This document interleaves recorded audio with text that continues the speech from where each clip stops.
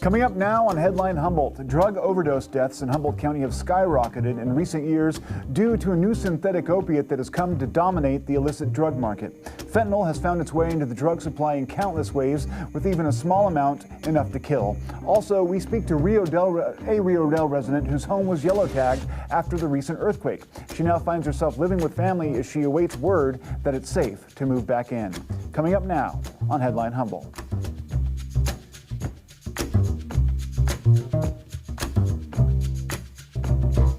From the top of Humboldt Hill, this is Headline Humboldt. I'm James Falk. Thanks for joining us. There were several times during my active addiction to opiates that I came perilously close to overdosing. Given a slightly stronger drug or a slightly more available supply, and my fate could have been very different. I knew a number of folks over the last several years who did succumb to an overdose and were saved only by a last-minute dose of Narcan, if they were saved at all. And that was before the drug supply became even more dangerous and before Narcan proved less effective at saving those who are in the throes of an overdose. Now, an addiction to this additive, fentanyl, is proving to be even more difficult to fight than an addiction to heroin. Tools like Narcan, methadone, and buprenorphine, which have saved countless lives, are less effective at stabilizing those hooked on fentanyl. Because most folks aren't choosing fentanyl, but are rather finding it in their drugs of choice as an additive meant to make it cheaper and more addictive, it's too often the case that folks die at the hands of a drug they didn't even know they were taking. Public health officials up and down the state are sounding the alarm, and in a recent conversation, County Public Health Officer Candy Stockton described how prolific the drug has become and how deadly. Broadly speaking, there are a type of medications that work on the mu receptors or opioid receptors in the brain, which human beings use to relieve pain. That's how they've been used clinically, both within the medical setting as well as outside of the medical setting. And so we call those opioids, basically. And so we tend to refer to all of those drugs, whether it's prescription drugs like hydrocodone or oxycodone or morphine, or whether they're drugs that are typically illicit or recreational drugs like heroin, that all affect those same receptors in the brain. And fentanyl is a drug in that same family. It's an opioid drug, but its binding affinity for those receptors in the brain is a lot stronger than most of the other opioids are. And so it basically gives I guess if you will, like a harder and faster high. The problem with that is that those same receptors in the brain that cause that feeling of euphoria or that pain relief feeling that people are looking for when they take an opioid, depending on where in the brain those receptors are, they can also impact our ability to breathe, or the system that tells us to breathe. And so you can imagine if you have a drug that hits those receptors in the brain and alleviates pain and or causes that high feeling really hard, really fast, that's going to be an attractive drug to people who are looking for either pain relief or escape from a painful situation. But when it hits those receptors, it's also hard and fast hitting those receptors that tell your brain to breathe, and it's blocking action at that part of the receptor. And so it's essentially getting rid of that stimulus to breathe. And it also does that harder and faster than most other opioids do. And so you have this mix of a drug that has become really attractive to people who've been acclimated to other drugs that are looking for a form of escape, because it gives that strong drug effect that they're looking for, but is also, its magnitudes of power more dangerous than other opioids, because it has that same level of effect on the parts of our brain that tell us to breathe. And so it has a very high risk of accidental overdose associated with it. And that's true, actually, whether you're using it as a prescription pain relief agent in the form of, this is a medication that we often use in hospice care for patients who are terminally ill with painful cancers.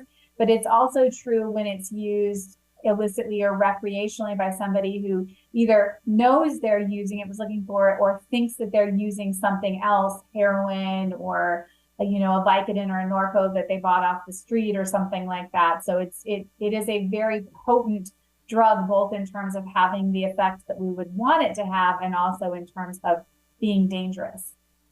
Now, this is typically a pharmaceutical drug, but there apparently, obviously, has been a way for illicit drug manufacturers to make this in a lab, and ship it up from down south or wherever it's coming from.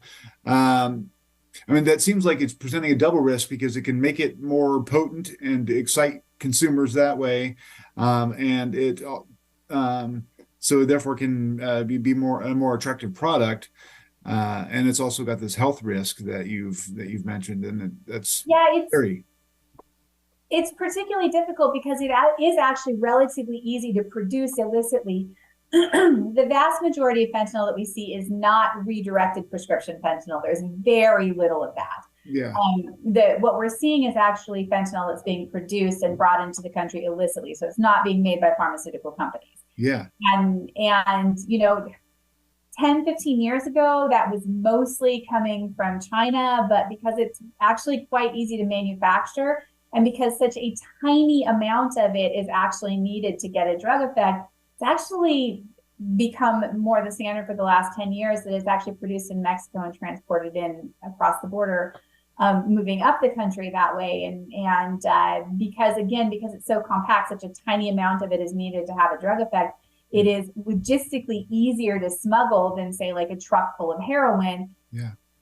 The equivalent amount of fentanyl could be fit inside of an envelope. Yeah, and this, I mean, in a country that's already heavily addicted to the opiates, I mean, it's like a perfect storm, unfortunately, as you're well aware. So I appreciate your hard work on this. What has been the increase, would you say, like in terms of we've already had an existing opiate problem? Are we seeing 50 more deaths a year? Are we seeing, I mean, how does that have impacted the casualty rates, I guess? Okay.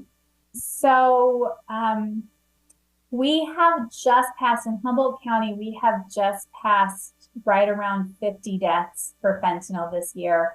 Our reporting, the toxicology test that's done for the coroner's office, there's a delay of 4 to 6 weeks. So there's a period after somebody dies that it takes for us to confirm what the drug was that led to that overdose.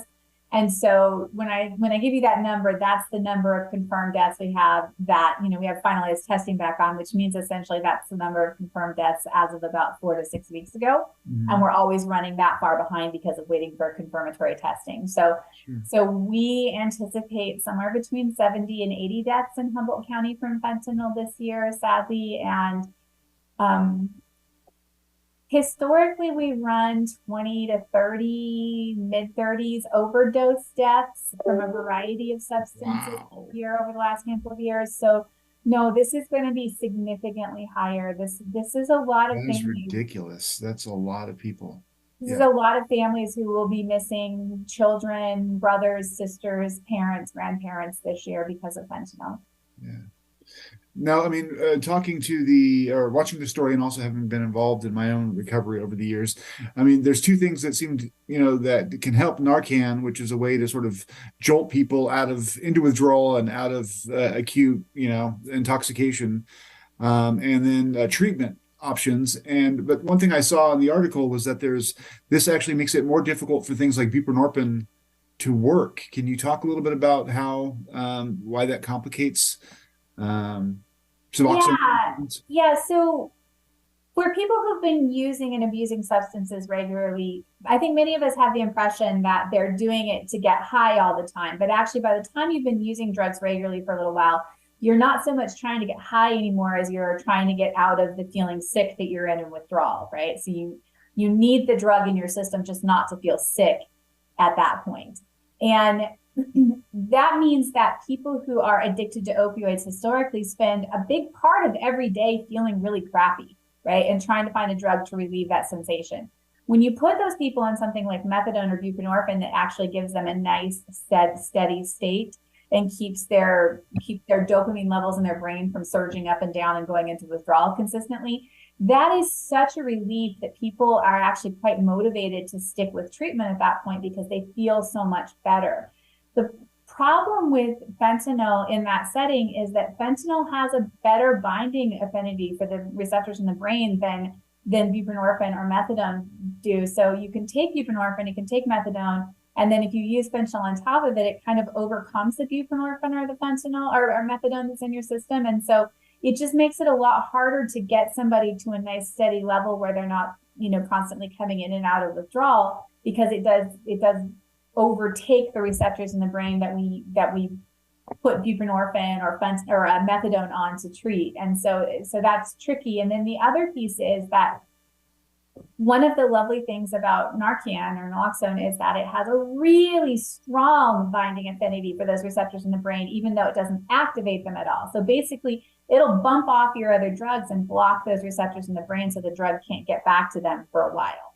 And that's how we reverse an overdose in somebody, is we just that Narcan just bumps those heroin or methadone or morphine molecules off those brain receptors and blocks them up.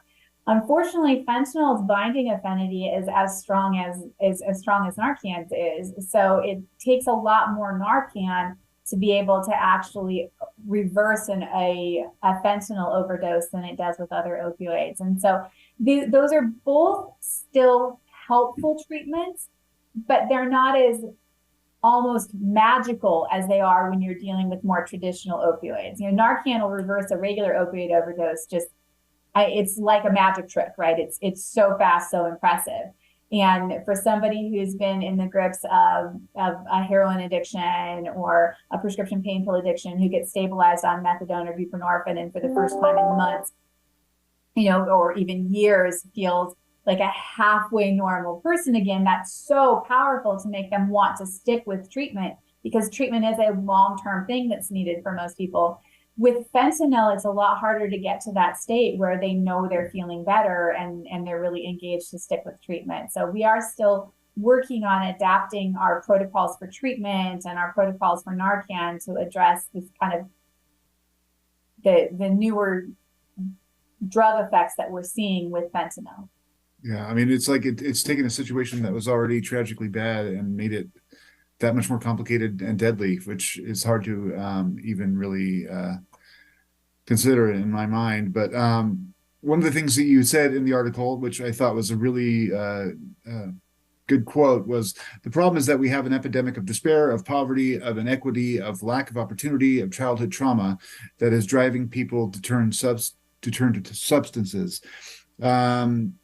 I mean, do you think that, I mean, we've made a lot of progress, it seems like, in some ways and not in others. I mean, do you think that there's more that we could do in terms of addressing the root causes of these issues and addictions? And what would that be if it were true? Yeah, I mean, I think that the short answer to that is there's always more that we can do in anything than what we're doing right now. But I am really hopeful. So, you know, 15 years ago, when I started really getting involved in addiction in our communities and working with people, what I was being taught at that time and our understanding of what we were dealing with was so wrong, right? It was this idea that the drug was the problem, that the chemical dependence on the drug was the only issue, and that if you could break that, you should be able to reset the habits in people's brains in a few months. And like, you know, and then magic, everything is cured.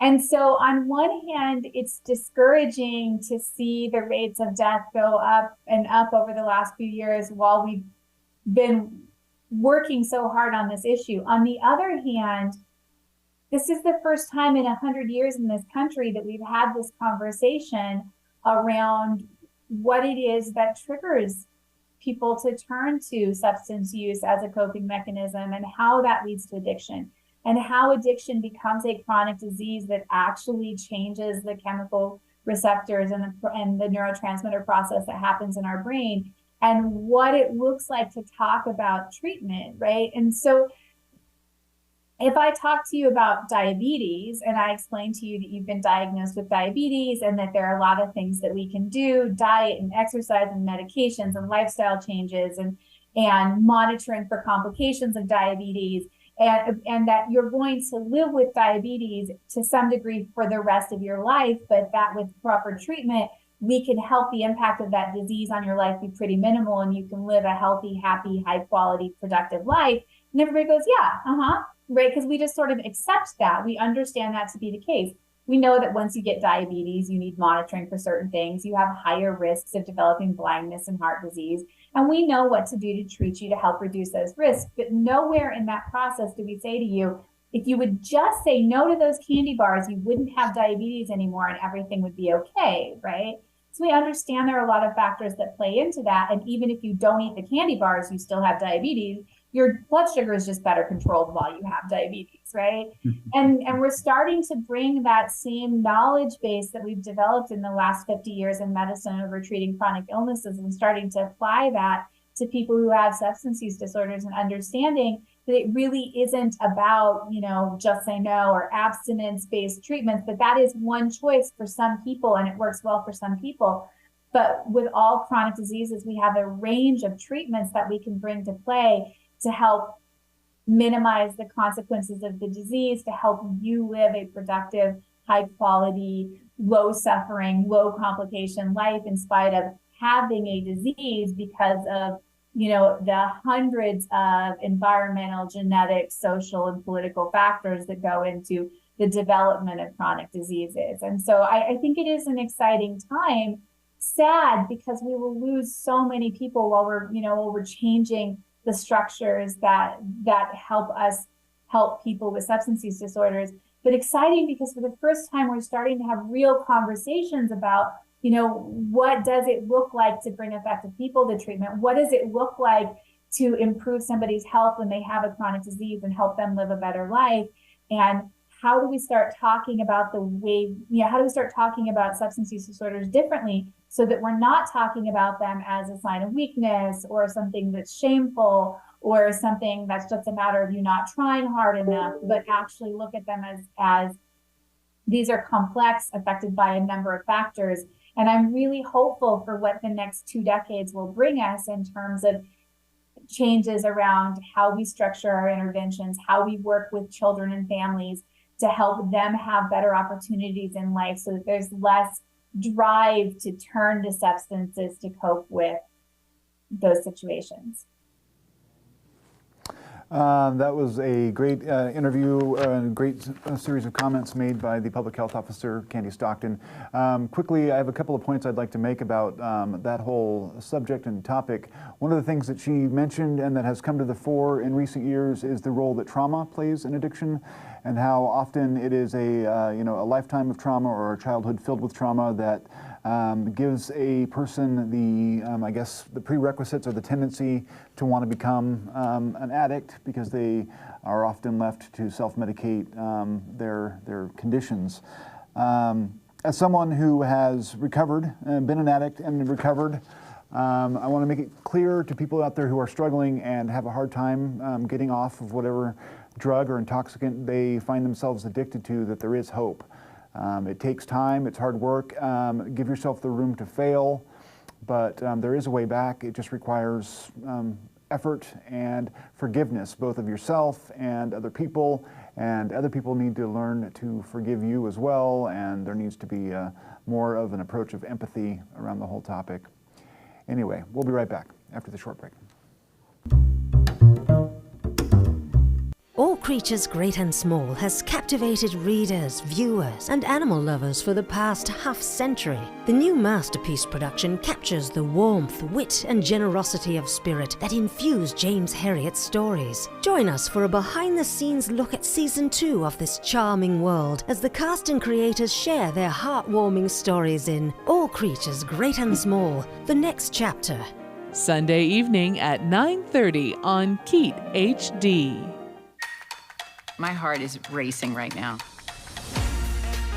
Fasten your seatbelt. You're uncovering the truth. These are consequential things. Yeah. Oh, look at everybody. I feel the presence of all these people. I've got history. No. I wish my ma could be here to see this. Amazing. It's like the most vital stuff, right? Tuesday evening at 8 on Keat HD. Hi, I'm Chef Patty Hinich. It is a pleasure to show you the wonderful food and culture of Mexico all these years. Show your love for public television by becoming a sustaining member of your local public TV station.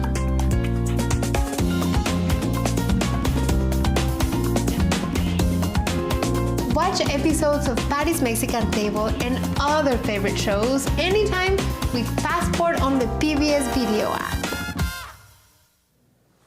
Welcome back. A longtime personal friend of mine was among those Rio Dell residents whose home was deemed as temporarily unsafe to occupy because of the recent 6.4 magnitude earthquake. Maggie Hansen, daughter to regular Headline Humboldt viewers Doug and Kathy Hansen, was at home with both of her kids when the earthquake struck. Her home was dislodged from its foundation and given what's called a yellow tag. She spoke with us this week about her experience and how she's coping with the disaster. I mean, it definitely woke us up pretty fast because it was a jolt. And I did think, it's like I just got down on the ground. It probably wasn't the smartest thing in the world, but, I couldn't tell whether it was really that strong or if it was just being in a trailer. Because it's definitely different when you're swaying around normally anyway. Yeah, because it's lighter for one thing, right? So, I mean... But it, after when I saw the 6.4, I was like, there's no way that was a 6.4. It was like, it just felt way stronger than a 6.4. Well, I'm living in a trailer, so it became misaligned on the piers. As far as things falling down inside, it was not as bad as some of the other earthquakes, but the entire thing shifted. So was there a problem with it originally that made it do that, or was it just the violence of the earthquake? In terms of the shifting on the piers? I think it was just the earthquake itself, because on our street, it's just almost all trailers, and most of them, the same thing happened. So. Yeah. Interesting. So what are you doing now to find a place to live and to do... I mean, you were yellow tagged, not red tagged? Yellow tagged, right. What's the difference for So that means we can go in and get things out of there, which is very useful. Okay. If we need to. I don't like to spend a lot of time in there, but... But you can't stay there. Right. Because it's unsafe or whatever? Yep.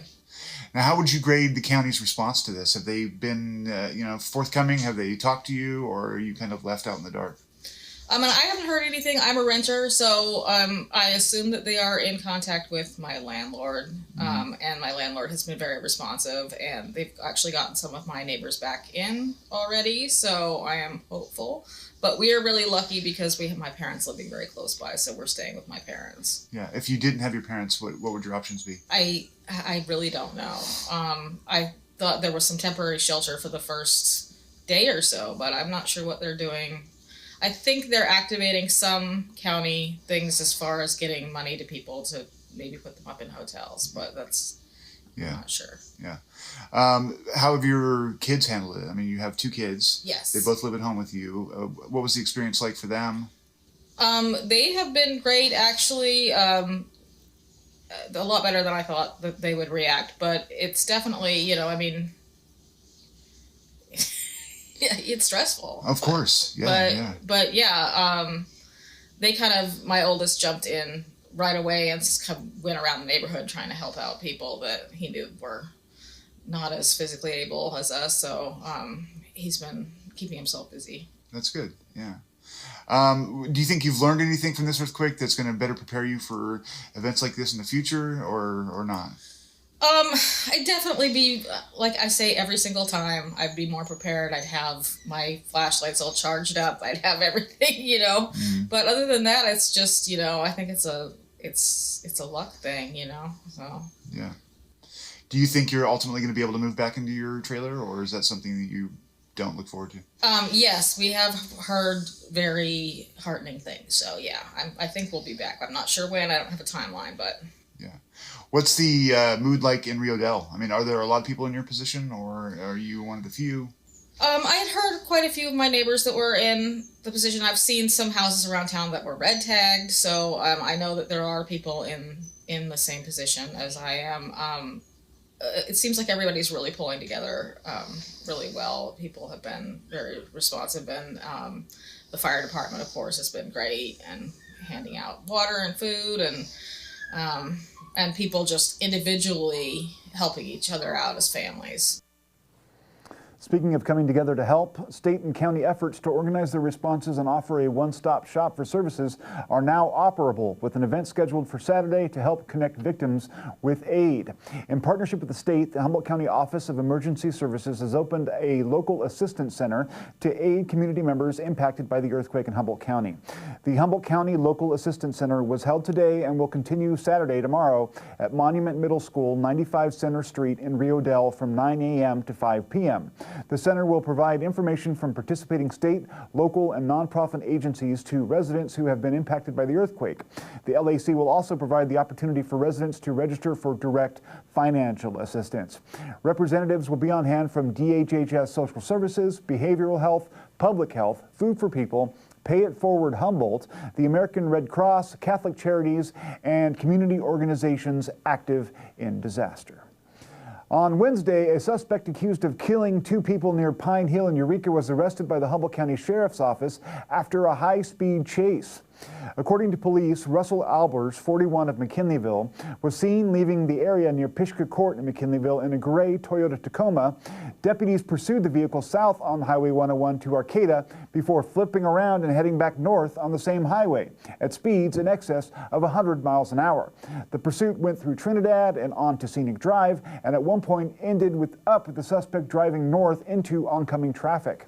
California Highway Patrol assisted with the pursuit and ultimately performed a maneuver that drove him off the road, where the chase continued on the road's shoulder. A deputy ultimately rammed the vehicle and brought it to a stop, arresting Albers on suspicion of murder, attempted murder, and child endangerment. Albers is accused of killing Danny Garcia, 51, and Jennifer Paddock, 42, domestic partners with a 4-year-old child. Early on December 27th, at just after midnight, deputies were dispatched to a residence in the 4000 block of Crane Street on Pine Hill. Callers reported screaming and yelling, and while en route, deputies were informed that a shooting had just taken place. Deputies arrived to find 3 gunshot victims. Garcia and Paddock were found dead, while an adult woman, as yet unidentified, was taken to an area hospital for emergency surgery. Another victim, also an adult woman, was taken to the hospital by the suspect and later treated for her wounds. The 4-year-old child, who was also present, was found to be unharmed and was placed with Child Protective Services. The case is still under investigation. That's it for tonight. Thanks for watching. New Year's is right around the corner, so please be safe. Don't go out unless you have a ride home, and can do so safely, and be judicious in laying out New Year's resolutions. You know, we all hate to fail, and it seems like that's a terrible way to start a year, so why try, right? I mean, you know, stay tuned, stay informed.